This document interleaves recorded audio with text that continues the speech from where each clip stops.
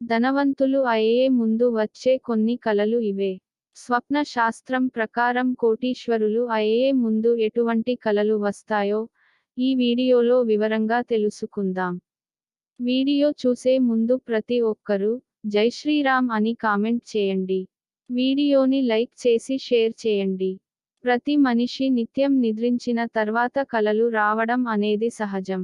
కొన్ని కలలు మంచిని సూచిస్తే మరికొన్ని కలలు చెడుకు సంకేతాలుగా స్వప్న శాస్త్రం చెబుతోంది. భయంకరమైన కలలు వచ్చినప్పుడు చాలామంది భయపడుతూ ఉంటారు. అదేవిధంగా స్వప్నంలో కొన్ని కలలు వచ్చినప్పుడు ఆ కల నుండి త్వరగా బయటకు రావాలని అనిపించదు. భవిష్యత్తులో జరిగే కొన్ని సంఘటనలు ముందుగానే మనకు కలల రూపంలో వస్తాయని కూడా స్వప్న శాస్త్రం చెబుతున్నది. చాలామంది పగటి సమయంలో నిద్రపోయినప్పుడు చాలా కలలు వస్తూ ఉంటాయి. కానీ స్వప్న శాస్త్రం ప్రకారం పగటిపూట వచ్చిన కలలు అనేవి నిజం కావు.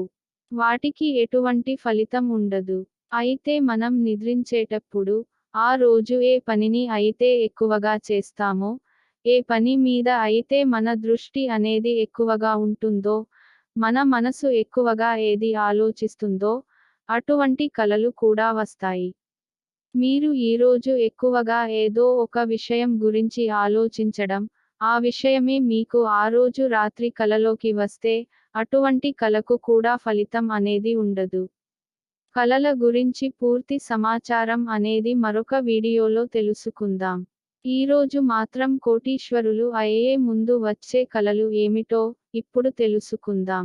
పడుకున్నప్పుడు కలలో సముద్రాలు, సరస్సులు, నదులు ఇలా నీటికి సంబంధించిన ఏ సెలయేరు కనిపించినా కూడా అది అద్భుతమైన కలగా స్వప్న శాస్త్రం చెబుతున్నది. మీకు కలలో నీరు ఏ విధంగా కనిపించినా కూడా అది మంచి కలగా చెబుతున్నది. అలా మీకు నీరు కలలోకి వస్తే త్వరలో ధనవంతులు అవుతున్నారని సంకేతం.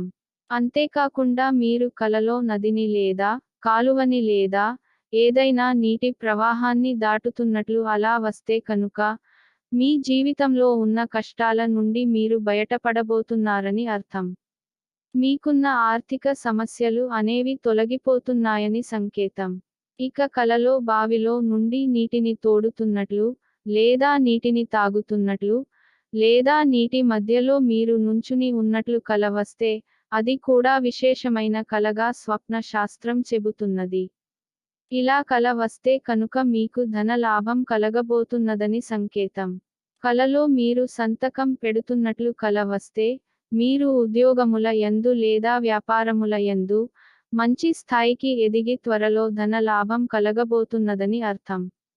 అలాగే మీకు కలలో షర్టు వేసుకుంటూ బటన్స్ పెట్టుకున్నట్లు కల వస్తే వృత్తి వ్యాపారములు యందు ఉన్నత స్థాయికి ఎదుగుతారని సంకేతం.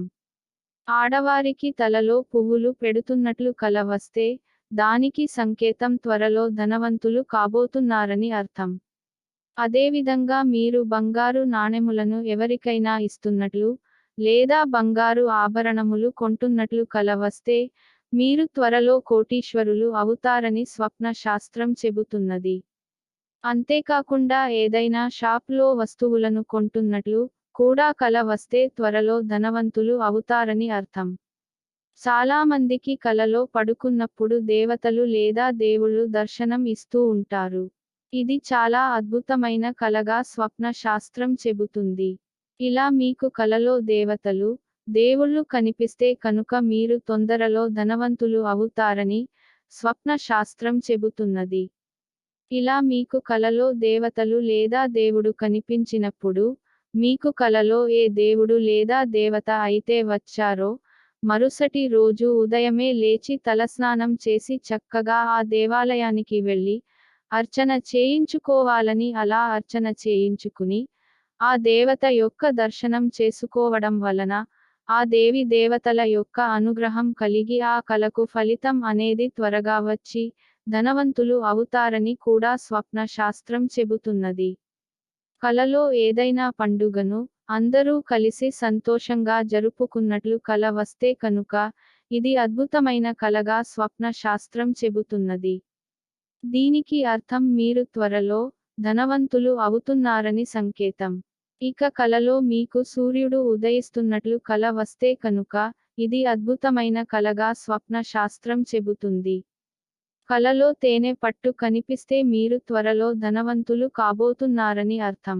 అయితే వాస్తు శాస్త్రం ప్రకారం, ఇంటిలో తేనె పట్టు అనేది ఉండకూడదని పండితులు చెబుతున్నారు. కానీ తేనె పట్టు కలలో కనిపిస్తే మాత్రం ధనలాభం. చాలామంది చెబుతూ ఉంటారు, నాకు ఈ రోజు మా అమ్మమ్మ, మా నానమ్మ, మా తాతయ్య ఇలా కలలోకి వచ్చారని వారు నన్ను, తమకి ఇష్టమైన ఆహారాన్ని పెట్టమని అడుగుతున్నారని చెబుతూ ఉంటారు.